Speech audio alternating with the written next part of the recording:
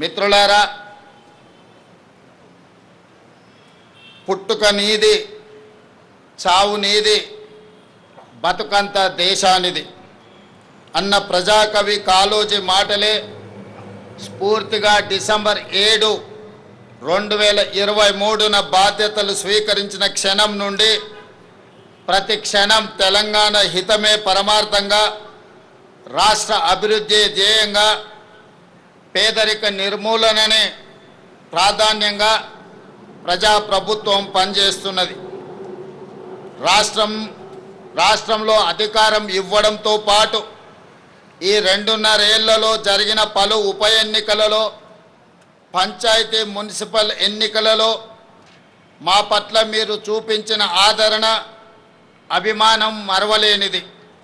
ఎవరెన్ని విమర్శలు చేసినా, ఎన్ని కుట్రలు చేసినా ప్రజలు మాకు అండగా నిలబడడం ఎనలేని శక్తిని ఇచ్చింది. ప్రజా సంక్షేమం పట్ల, రాష్ట్ర అభివృద్ధి పట్ల మా బాధ్యతను మరింత పెంచింది.